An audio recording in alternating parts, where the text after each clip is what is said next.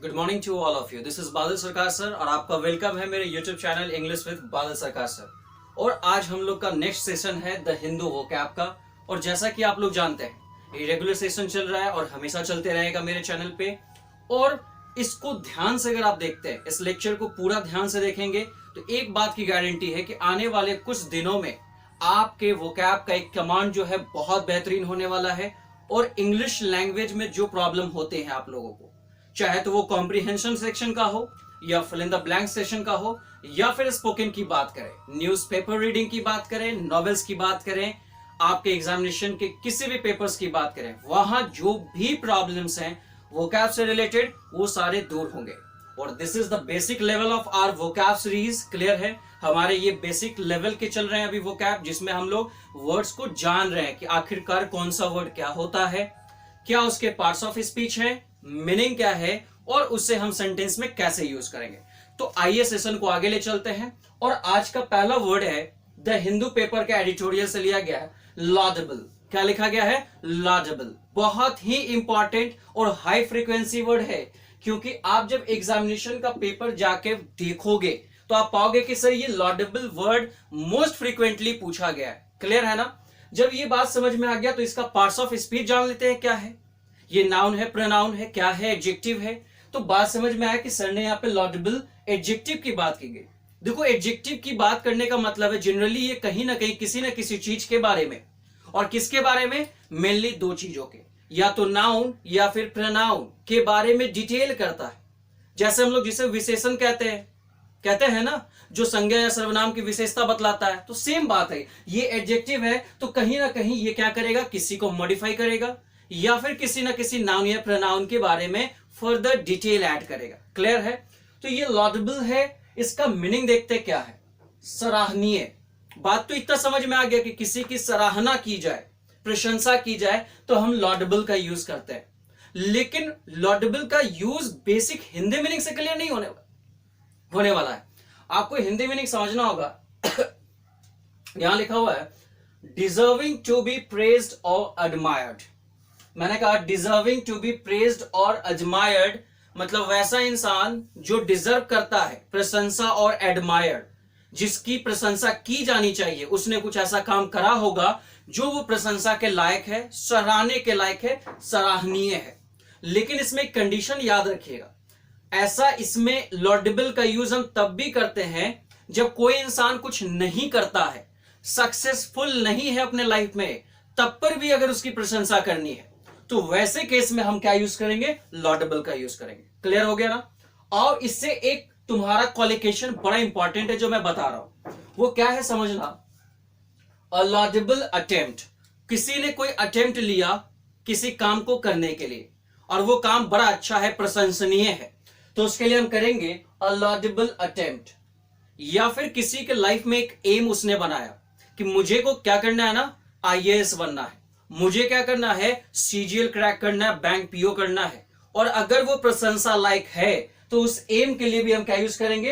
अ laudable M का use करेंगे। तो ये याद रखिएगा, बहुत ही इंपॉर्टेंट आज के आपके एग्जामिनेशन में, आपके मॉडर्न लैंग्वेज में इसका इंपॉर्टेंस बहुत ज्यादा है क्वालिफिकेशन का, कि कौन सा वर्ड किस वर्ड के साथ आता है। क्लियर है? यहां तक आते हैं, आगे बढ़ते हैं एग्जाम्पल पे। तो लिखा गया, जरा ध्यान से देखो, He made a laudable attempt। आप गौर से देखिए, a laudable attempt, यहां पे attempt होगा, attempt। अब यहां attempt नाउन है तो a जो है ये आर्टिकल या डिटरमिनर किसके लिए आया? attempt के लिए। एक attempt की बात की गई।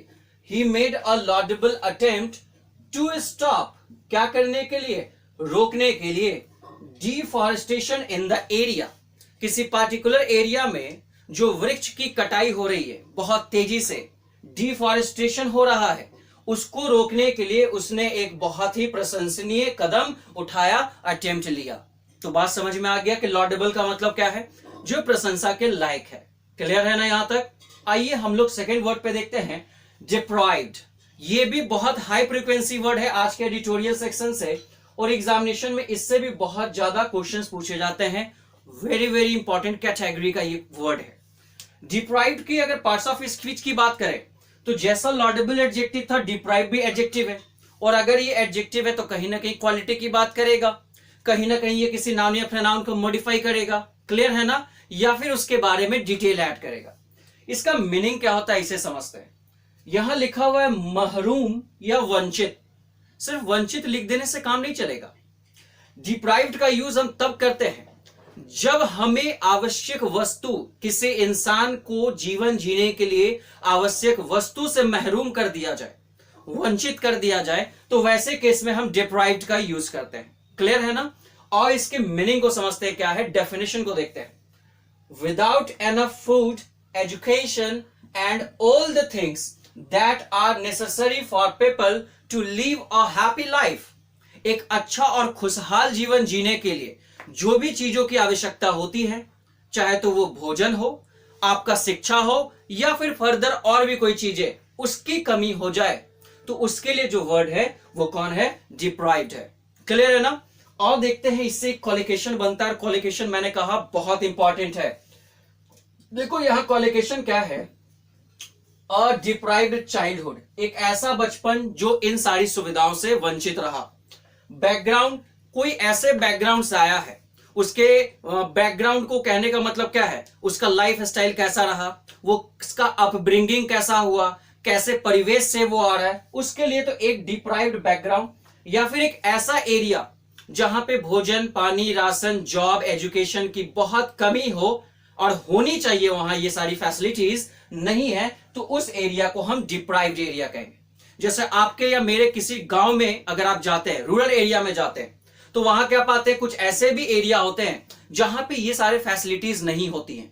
तो वैसे फैसिलिटीज को आप ऐसे याद रखना कि ये जो एरिया है ना, डिप्राइव्ड एरिया है, क्योंकि ना तो यहाँ स्कूल है, ना तो यहाँ कॉलेज है, ना यहाँ काम करने के लिए कोई फैक्ट्री है, तो ये सारी की सारी एरिया जो होंगी उसके लिए हम डिप्राइव्ड एरिया का यूज करेंगे, क्लियर है ना।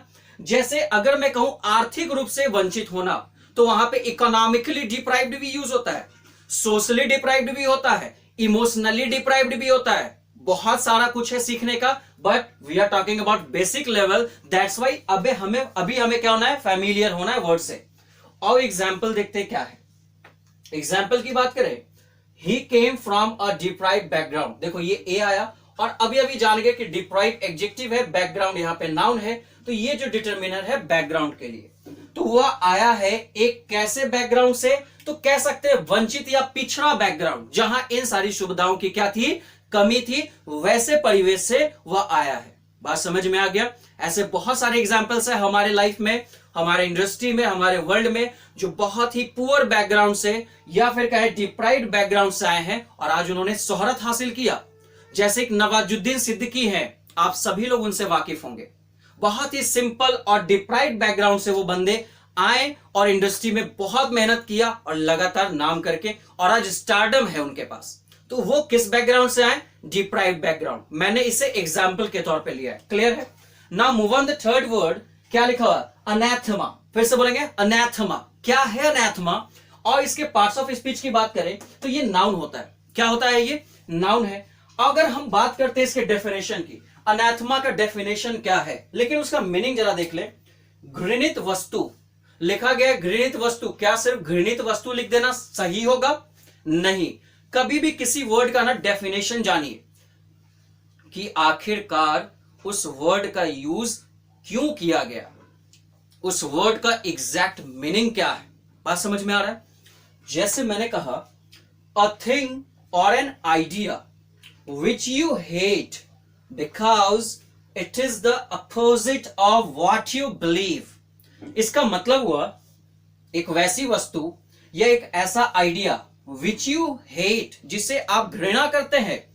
रीजन क्या है, because it is the opposite of what you believe।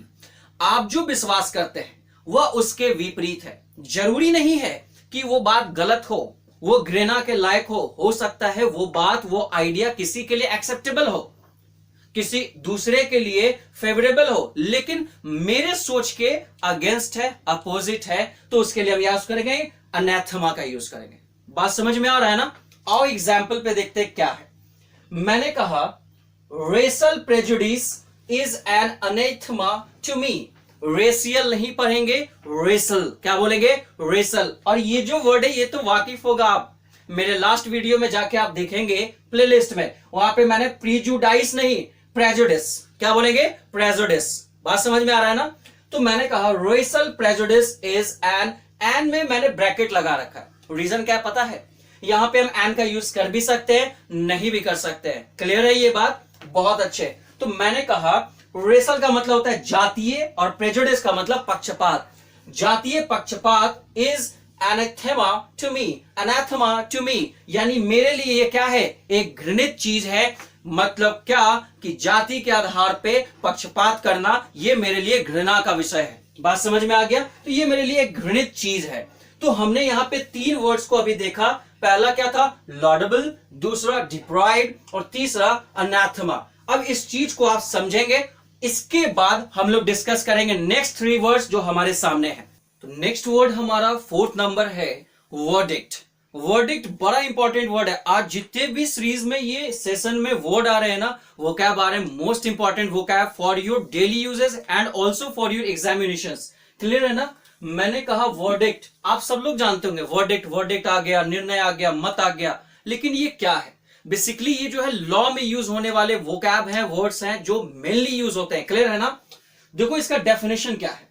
A decision that is made by a jury in court, किसी भी कोर्ट में अगर किसी जूरी के द्वारा, मतलब जजेस का जो कलेक्शन होता है, समूह होता है, उसके लिए हम क्या यूज करते हैं? ज्यूरी का यूज करते हैं। तो मैंने कहा यहां पे कि अगर किसी ज्यूरी के द्वारा कोर्ट में कोई डिसीजन लिया गया हो, और वो डिसीजन हाँ में भी हो सकता है, ना में भी हो सकता है, कि कोई इंसान गिल्टी है या नहीं है, दोषी है तो वो हाँ भी वर्डिक्ट होगा, और दोषी नहीं पाया जाता है तो वो ना भी तुम्हारा क्या होगा? वर्डिक्ट होगा। बात समझ में आ रहा है ना? तो ये वर्डिक्ट हमेशा यूज होने वाला वर्ड है। जैसे अभी निर्भया कांड वालों को फांसी देने की बात थी, तो वो निर्णय आया या नहीं, तो वो सारे निर्णय क्या कहलाते हैं? वर्डिक्ट कहलाते हैं। बात क्लियर है? आओ इसके एग्जाम्पल को देखते हैं। लिखा गया has the jury reached the verdict. क्या जूरी जो है पहुंची वर्डिक्ट पे? वर्डिक्ट का मतलब निर्णय पे। किसी ने पूछा भाई क्या हुआ, जो जूरी थी वो निर्णय पे पहुंची या नहीं पहुंची? तो वही यहां पे पूछा गया है। क्लियर है? तो हम यहाँ पे वर्डिक्ट का यूज करेंगे।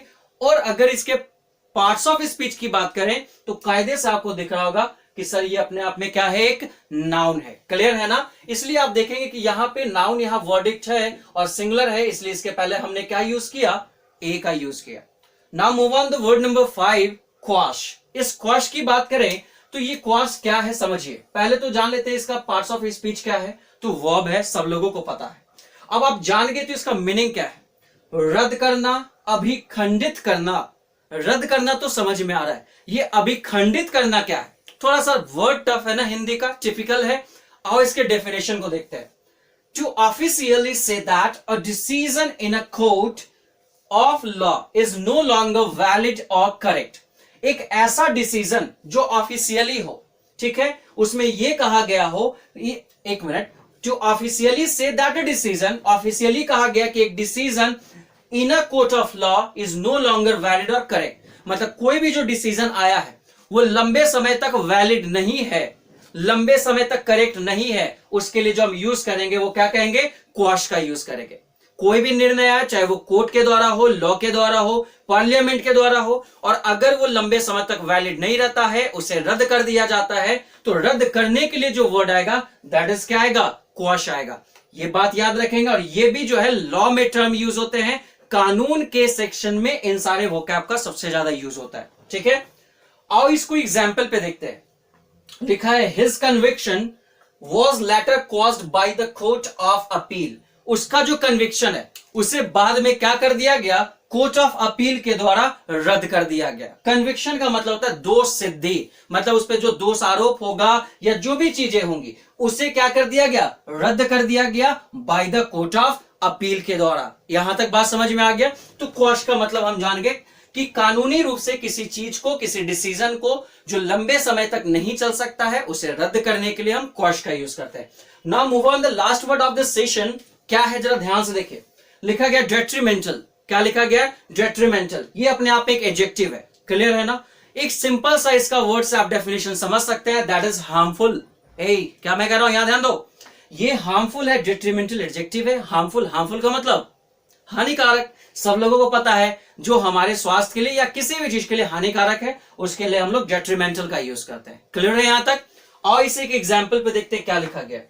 The policy will be detrimental to the peace process. क्या है? फिर से एक बार मैं एग्जाम्पल रीड करता हूं। The policy will be detrimental to the peace process. मतलब क्या है समझिए, कोई पॉलिसी आया होगा, ठीक है, वो पॉलिसी क्या होने वाला है? डेट्रीमेंटल होने वाला है। मान लीजिए कोई पॉलिसी सरकार लाई और आने वाले समय में लोगों को समझ में आ रहा है कि ये पीस प्रोसेस जो है, एक शांति जो है हमारे देश में या हमारे सोसाइटी में, उस प्रोसेस के लिए ये क्या होगा? डेट्रीमेंटल होगा। दैट मीन्स हानिकारक होगा। फिर से बोलो, क्या होगा? हानिकारक। और इसका अगर मैं पूछूं कि पार्ट्स ऑफ स्पीच क्या है, तो आप जान चुके हैं सर, ये एडजेक्टिव है और ये याद रखिएगा। और बी का जो फॉर्म होता है ग्रामर में, ये रूल भी कहता है कि बी के बाद हम एडजेक्टिव का यूज कर सकते हैं। तो आज आपने 6 वोकैब जाना और हम लोग बेसिकली बेसिक लेवल से इन वोकैब्स को समझने की कोशिश कर रहे हैं। आपका होमवर्क क्या है? आप इस सेशन को देखो और देखने के बाद ज्यादा से ज्यादा इस वोकैब को डेली यूज करें, तभी अपना होगा। एक नोटबुक निकालिए, राइट डाउन कीजिए उस पर जितने भी वोकैब लिखा जा रहा है। आप वीडियो को बार बार देखिए और काइंडली इस लॉकडाउन का बेनिफिट ज्यादा से ज्यादा आप लोग गेन करें, इस बात को समझिएगा। मैं आपके लिए मेहनत कर रहा हूं, आप लोग भी मेहनत कीजिए और वोकैब इसी तरीके से आते रहेगा, इस बात को ध्यान रखेंगे। और अगर वीडियो सेशन अच्छा लगा आप लोगों को तो प्लीज कमेंट करके बताएंगे, लाइक करें, शेयर करें, सब्सक्राइब करें मेरे चैनल को। और मैंने पहले भी कहा, मैं एकदम इस चैनल पे नया हूं, अभी 5, 6, 7 वीडियोस होंगे मेरे चैनल पे, तो इसमें एटलीस्ट आप लोग ज्यादा से ज्यादा सपोर्ट करेंगे ना मुझे, तो मुझे मिनिमम 1000 सब्सक्राइबर्स चाहिए। रीजन क्या है? ये नहीं कि सब्सक्राइबर 1000 हो जाएंगे तो बादल सर को पैसे आएंगे। पैसे बाय प्रोडक्ट है, वो आए नहीं आए उससे मतलब नहीं है। मेरे स्टूडेंट्स का रिजल्ट होना चाहिए, उनके क्वालिटी इनहेंस होने चाहिए और सोसाइटी में एक पर्सनालिटी होना चाहिए। क्योंकि किसी भी जगह जाओगे तो इकलौता the one and only subject है इंग्लिश, जो आपको एक अलग पहचान देता है। इसके अलावा कोई भी ऐसा सब्जेक्ट नहीं है। सब्जेक्ट की बात करो, I am not talking about any language, I am talking about the subject. वो आपको वो ग्लोबल एक पहचान, आइडेंटिटी नहीं देता है जो इंग्लिश देता है। तो प्लीज वो 1000 सब्सक्राइबर होने के बाद होगा क्या कि मैं अपने चैनल पे लाइव भी आऊंगा और लाइव भी पढ़ा सकूंगा। क्लियर है? अभी मुझे वीडियोस रिकॉर्ड करने पड़ते हैं, एडिट करने पड़ते हैं, सारा कुछ थोड़ा मेहनत मुझे ज्यादा लगता है, लाइव में मेहनत नहीं है। क्लियर है? तो आज का सेशन यही खत्म करते हैं। Thank you friends.